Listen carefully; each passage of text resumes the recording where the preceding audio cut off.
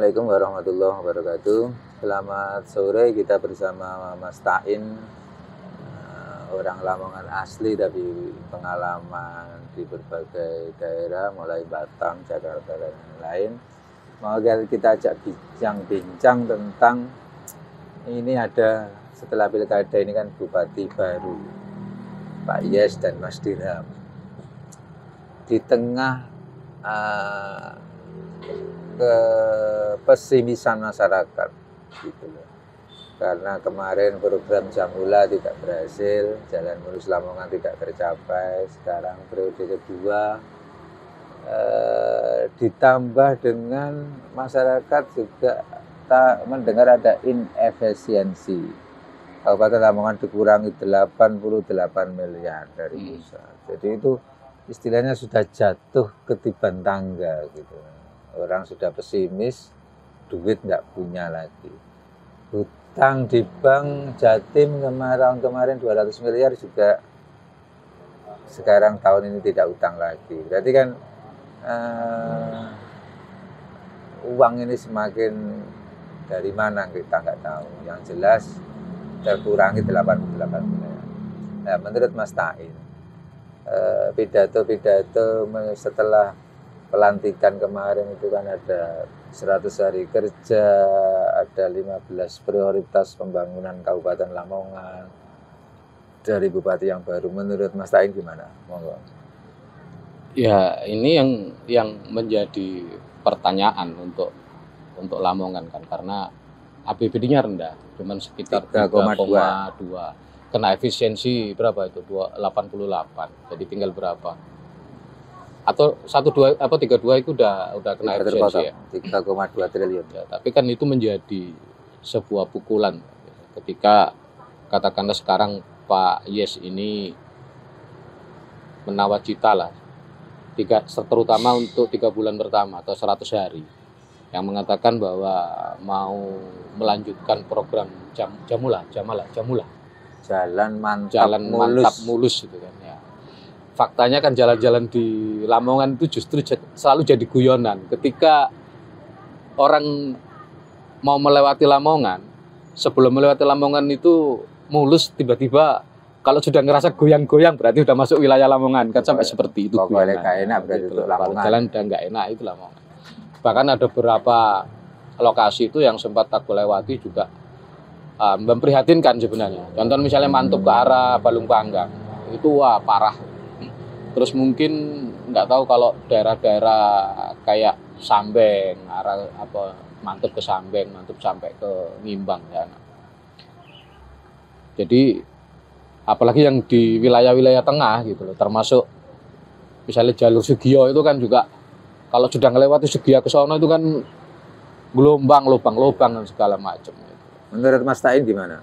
Ya di tengah minimnya anggaran itu rasanya nggak masuk akal gitu, dengan Terus apakah yang prioritas itu masuk akal? Tapi kalau hanya memfokuskan kepada infrastruktur, takutnya kan yang lain tidak tergarap dan takutnya menggerus anggaran-anggaran yang harusnya menjadi prioritas, terutama untuk pendidikan. Pendidikan ini kan porsinya 20% dari anggaran. Nah, mestinya kan ini jangan sampai otak-atik gitu, karena ya kebutuhan anggaran pendidikan ini kan harusnya wajib pokok, tidak ada pungutan apapun harusnya untuk tingkat SD SMP. Nah, faktanya di lapangan seperti apa kan masyarakat bisa melihat sendiri. Nah, menurut Mas Tain kira-kira mana yang paling prioritas untuk itu? Kalau menurut saya yang prioritas yang perlu dijadikan utama oleh Pemkab Lamongan itu mitigasi soal bencana. Sebenarnya mitigasi bencana itu harusnya kan sudah nggak perlu lagi dilakukan karena tiap tahun terjadi, terutama banjir. Banjir ini kan selalu terjadi. Artinya seharusnya ini sudah menjadi PR dari awal. Karena kalau setiap tahun terjadi banjir, maka masyarakat yang rugi, terutama untuk pertanian dan pertambangan. Akhirnya ya ikan nggak jadi, panen nggak jadi. Ini kan kalau ekonomi masyarakat itu tidak terganggu, kan masyarakat punya kemampuan mandiri, gitu loh. Misalnya untuk untuk kesehatan, untuk makan dan untuk segala macam. Tapi kalau sudah ekonomi terganggu, kehidupannya terganggu, ini yang menjadi beban tambah berat buat pemerintah. Maka di atas skala prioritasnya harus di situ. Kalau yang sampai maksud bencana itu adalah Bengawan Jero banjir, menurut pemerintah dan menurut negara itu bukan bencana karena tahunan. Sehingga mindset ini harus dirubah karena itu bukan bencana menurut mereka. Justru karena itu terjadi tahunan, mestinya itu yang harus dipikirkan solusinya seperti apa. Jangan kemudian ini mengganggu ekonomi masyarakat gitu. Nah, gitu kan kalau bicara Bengawan Jero yang sekitar Bengawan Solo itu. Nah, bagaimana dengan yang daerah selatan macam Sugiyo, Sambeng dan segala macam. Akhirnya mereka juga kena banjir. Kemarin itu sampai seperti itu kan artinya merusak juga wilayah pertanian dan segala macam. Nah, itu kan yang harus dipikirkan. Sementara di situ di beberapa kecamatan di Lamongan ini kan ada waduk-waduk besar. Kenapa nggak direvitalisasi? Supaya pada musim hujan itu mereka bisa menampung air. Enggak, Mas Tain ini lucu. Uang sedikit 3,2 triliun sudah dikurangi, dikeperas ini efisiensi, tapi disuruh mengutamakan bencana ini. Ini menarik. Kenapa? Karena selama ini Badan Penanggulangan Bencana itu anggarannya yang paling sedikit di kabupaten. Kalau yang lainnya bisa puluhan miliar tiap dinas, BPBD itu dianggap kalau BPBD itu anggarannya itu penting gitu. Gini, kalau BPBD itu cenderung dia penanganan ketika terjadi bencana. Ya.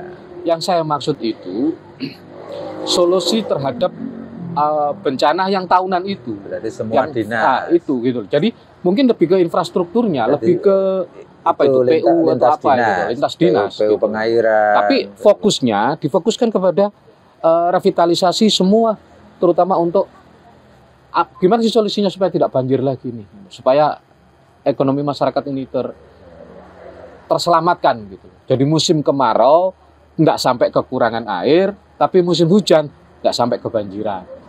Karena ini Lamongan pernah terjadi seperti itu. Gitu loh, di era tahun 85-an sampai ke atas, sebelum 85, 87, sebelum Waduk Gondang jadi itu, daerah sana itu langganan banjir, daerah Turi, daerah Karanggeneng, Kali Tengah, semua itu banjir, nggak banjir. Tapi begitu ada waduk di situ, ada Waduk Gondang, selamat, mereka nggak banjir. Dan di kemarau ketika kekeringan, setelah ada waduk itu nggak pernah kekeringan, karena apa? Bisa disuplai air dari sana untuk pertanian. Bahkan ada beberapa daerah yang tadinya panen cuma 2 kali bisa 3 kali. Jadi produktivitas itu naik gitu loh. Ketika ini, nah ini yang seharusnya prioritas kalau menurut saya. Nah kalau bicara soal misalnya keterbatasan anggaran, misalnya kayak Waduk Gondang itu, apakah itu kewenangannya juga di Pemkab Lamongan atau itu masih di pusat? Nah kalau di pusat ini kan bisa dimintakanlah diajukan karena ini apa? Ini strategis gitu loh. Mungkin Lamongan ngurusin waduk cilik lah, misalnya Waduk Joto, misalnya kan. Terus mana ada waduk lagi? Sarirjo ada ya kayaknya. Sarirjo, terus ada waduk mana di mana gitu. Ada yang wewenang, jadi itu yang wewenang provinsi juga. Mana yang wewenang provinsi, mana wewenang kota itu dikoordinasikan gitu loh. Ini kita sudah perlu untuk revitalisasi. Ini apa? Untuk menyelamatkan itu tadi. Karena kalau ekonominya selamat, insya Allah yang lain selamat gitu. Karena itu dasarnya kehidupan di situ. Ekonominya dulu selamat, hidupnya dulu selamat. Lalu terus begitu.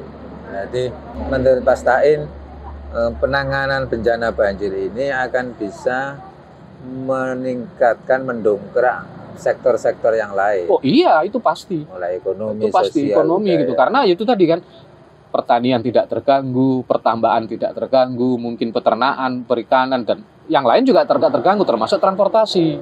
Karena apa ya? Istilahnya kalau jalan nggak tergenang air, nggak kan ya transportasi juga lancar, gitu. Nah ini yang harus diprioritas oleh Lamongan. Oke, berarti kesimpulannya serat prioritas Bupati baru Yes Jeram adalah menurut Pak Tain menangani banjir. Menangani banjir Supaya bisa mendobrak yang lain. Terus ada